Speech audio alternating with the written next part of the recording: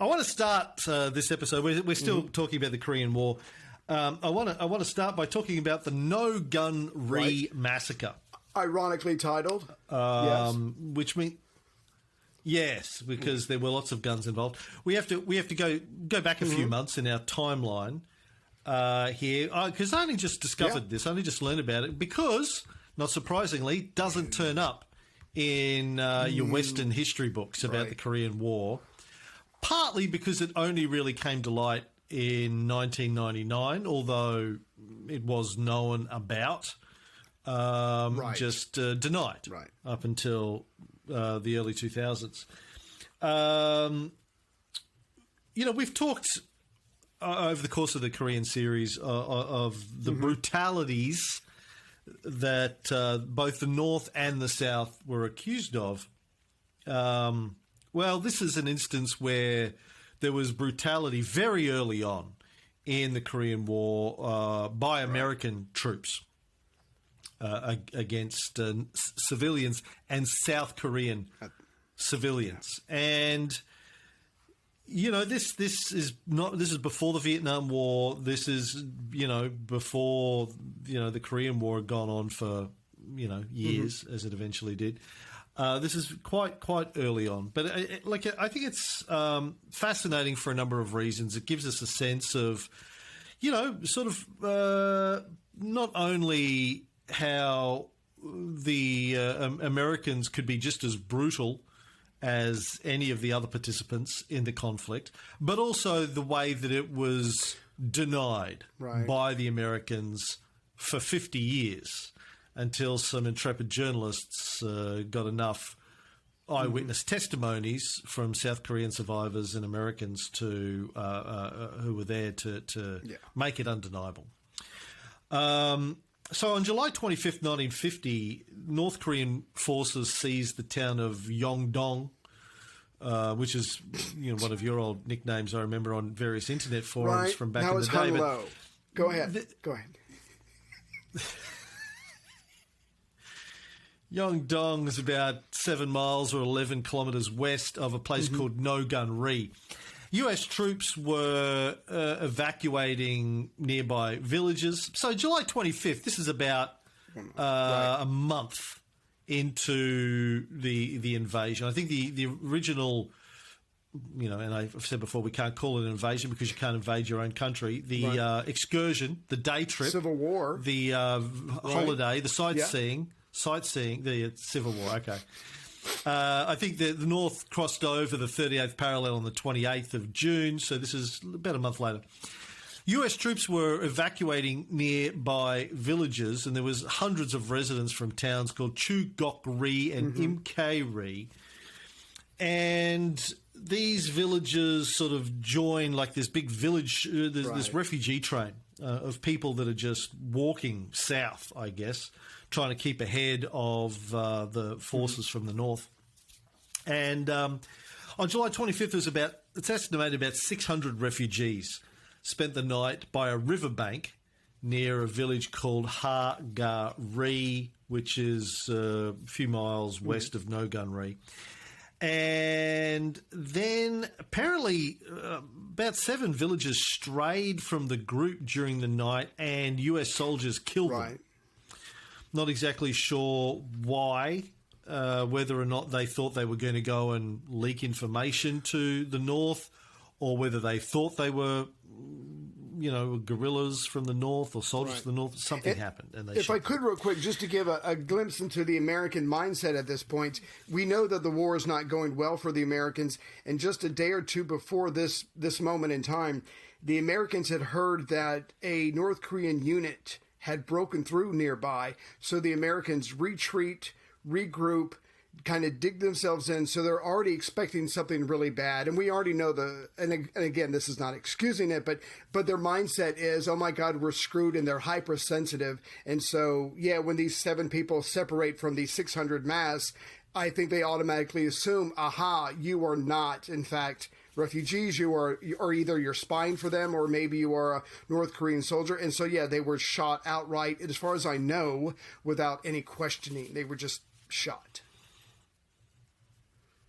Yeah.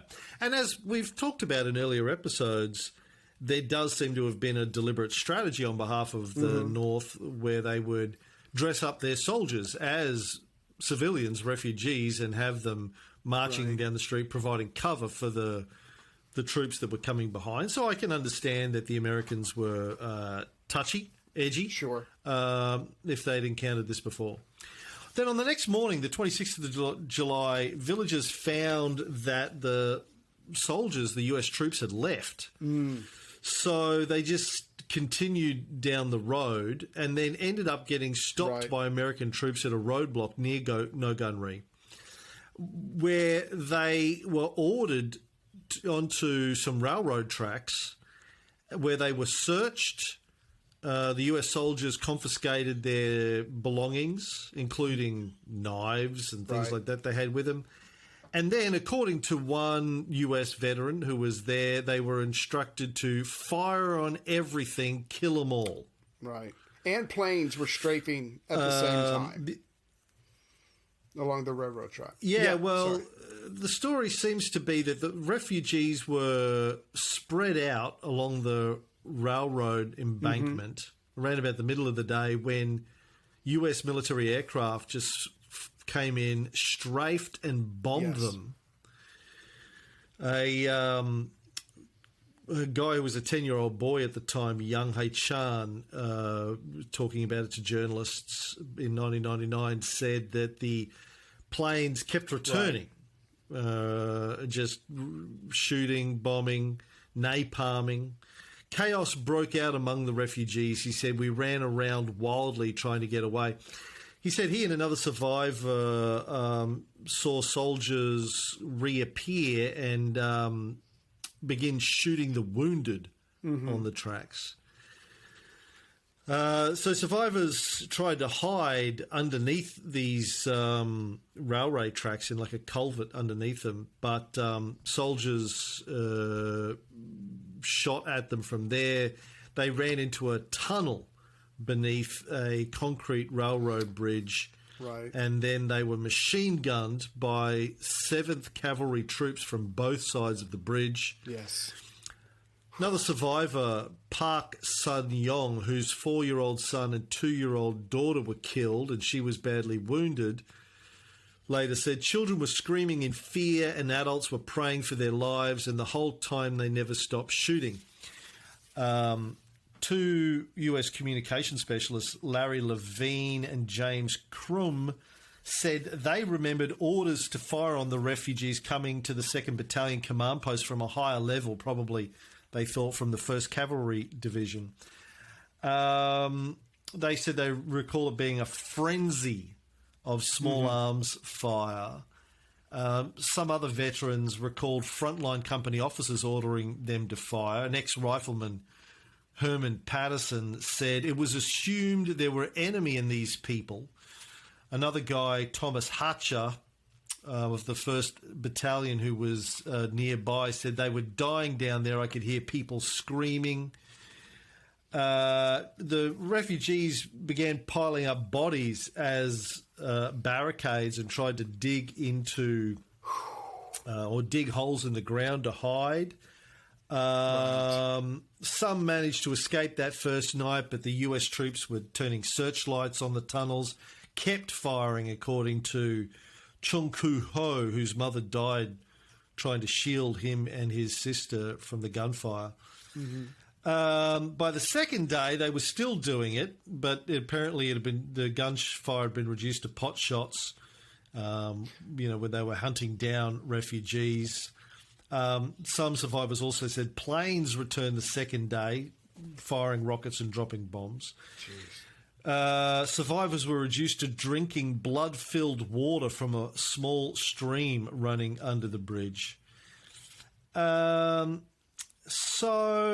look, I can understand maybe shooting men that they thought were communists in disguise, but the women and the children bit is pretty hard to justify by any sort of measure, unless you can think of No, I something? can't. And also, when I first started going over this, I thought, oh my God, that must have been a horrible afternoon. No, this went on for 3 days. I mean, they were methodically going through piles of body, looking for survivors, looking for wounded, and trying to finish them off. That's the part, besides the women and children, that I don't understand. Clearly, you've broken this formation if it had been an enemy formation. And declassified Army intelligence reports show that the enemy front line was 2 miles or more from No Gun Ri on July 28th, the third day of the massacre. So, you know, it's a bit of a stretch to think that these were enemy combatants. On the night of the third day of the massacre, July 28th, the 7th Cavalry messaged their headquarters saying no important contact has been reported by our 2nd Battalion. No mention of the killing of the refugees, at least in documents that have survived. On the morning of July 29th, the 7th Cavalry Regiment withdrew from No Gun Ri. And later that day, North Korean soldiers arrived, helped those who were still alive, about 24 people, mostly children, fed them, sent them back to their villages. The earliest published accounts of the killings from August and September 1950, 2 North Korean journalists who were with the North Korean troops estimated finding 400 bodies in the No Gun Ri area, including 200 seen in one tunnel. The survivors generally estimated the death toll at about 400. But as I said earlier, the general public, particularly in the West, didn't hear about this until 1999, when it was published in the media by 3 journalists, Sung Hong Cho, Charles Hanley, and Martha Mendoza. They later wrote a book about it, which I read, and won a Pulitzer for their reporting on it. Now, the Associated Press also at the time published declassified military documents showing that US commanders had issued standing orders to shoot civilians so as not to risk infiltration by disguised enemy soldiers. Yeah, they said if there's a mass of enemy if there's a mass or whatever of refugees coming right at the soldiers at your formation, then that is when you start firing, because obviously we don't want to fall for this again. So they did have orders. I think one was from let me look here. It was from a Major General Hobart R. Gay. So they did have orders, but you're right, over the ensuing decades, a lot of that paperwork has disappeared because the military loves to document everything. So, yeah, like it does seem to follow that these guys were given orders just to kill all of the civilians. And make sure there were no survivors, including children, which, I mean, I don't know how you bring yourself to do that. I mean,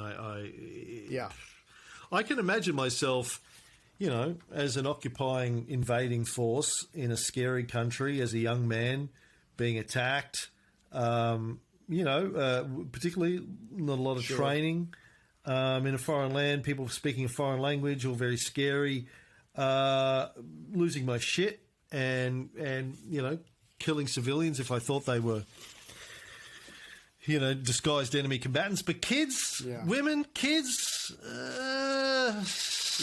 I'm not sure I could bring myself to do that under any circumstances. Yeah, shooting into a crowd is one thing. When it's day 3 and you're walking around kicking bodies, trying to see if anybody moves or if anyone's still alive, you've lost me there. And again, clearly your military objective of guaranteeing your safety has been accomplished. This is beyond that. I don't even know what words to use. So when this came out in 1999, the Pentagon did an investigation into it finally in the year 2000. And the veterans of the 7th Cavalry that they interviewed estimated that the dead at No Gun Ri ran from dozens to up to 300. Homer Gaza, who was a career soldier who was there, led a patrol through one tunnel, reckons he saw 200 to 300 bodies piled up there. In 2005, the South Korean government put together a thing called Committee for the Review and Restoration of Honour for the No Gun Ri victims, spent a year verifying claims through family registers, medical reports, other documentation. They certified the names of 150 dead, 13 missing, 55 wounded, and some of those then later died of their wounds.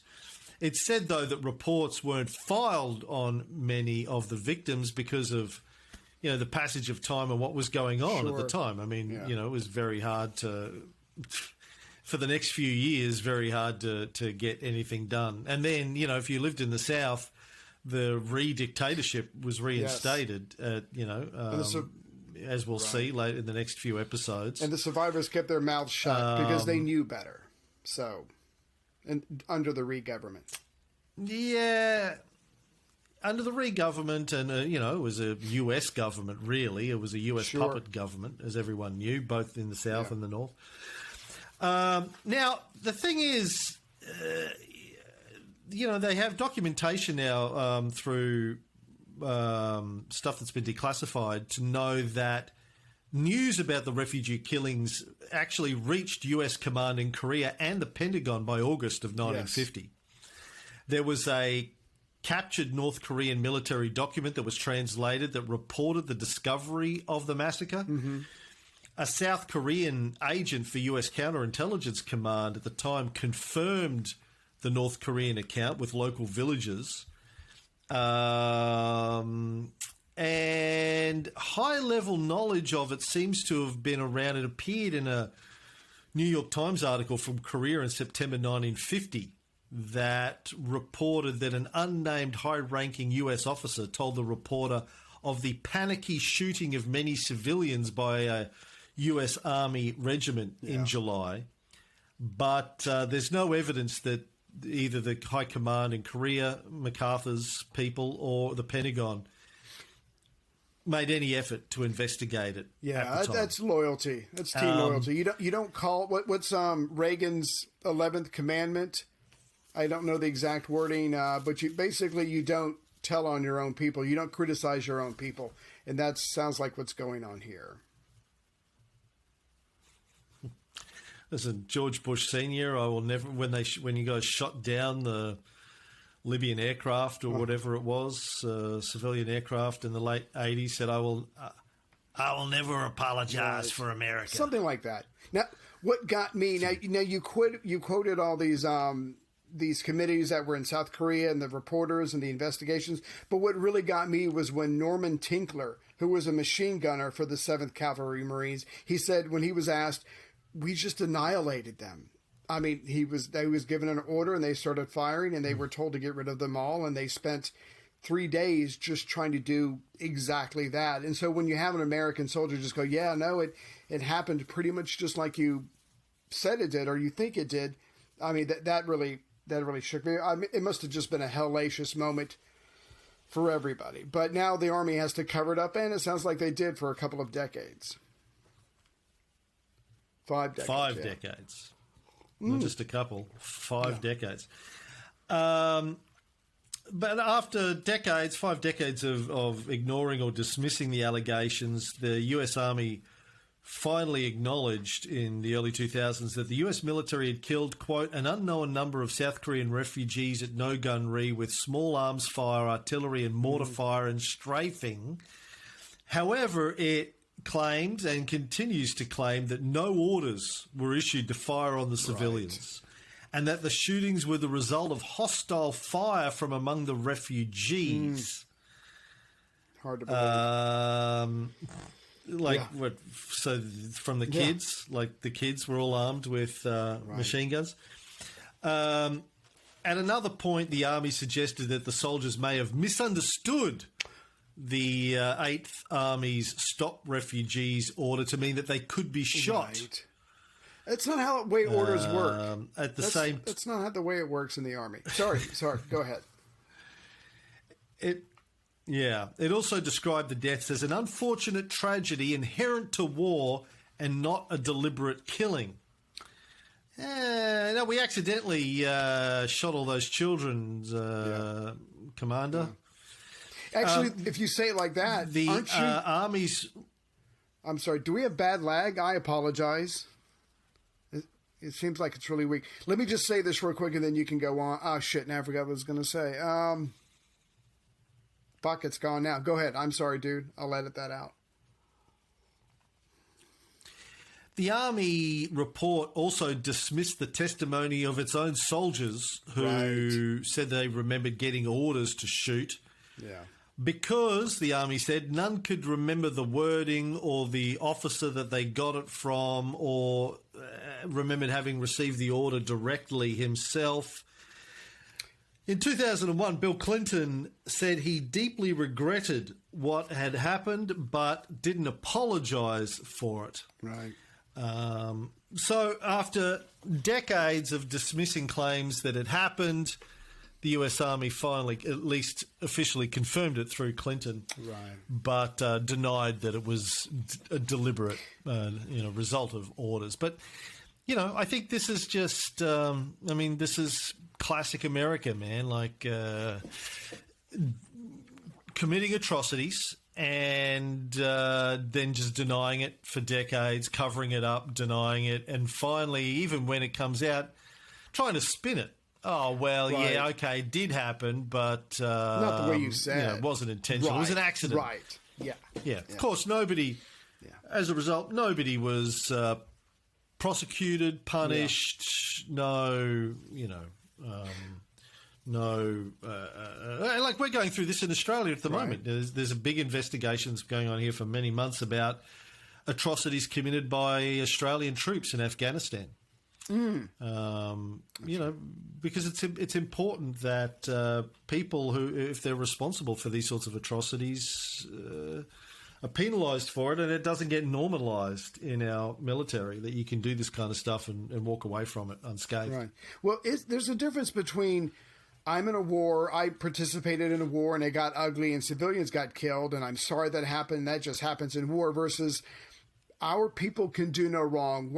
Why do we have to be morally superior to everyone all the time? Because then you're just digging yourself into a hole that you can't get out of. And yeah, you're going to have to lie for 5 decades. And it's eventually going to come out. All this stuff, does eventually come out. But it's trying to claim the moral high ground that confuses me. Just be honest. But that's just not the way we work. At least in this country. I'm sure other countries are the same as well. But we cannot be flawed, not unlike our founding fathers in any way. Yeah, look, and we tend to associate this kind of atrocities by American troops with Vietnam in particular. Yes, we're not even there yet. And there's been similar stories come out of Afghanistan and Iraq, et cetera, but... So it goes way back. It goes back way further than Vietnam. It goes back at least to Korea. And this is just one story that happened to get uncovered by journalists 50 years later. How many other of these incidences happened in Korea that we just don't know about because they got buried, covered up, and no one ever done? We don't really know. Anyway, so that's the No Gun Ri Massacre story.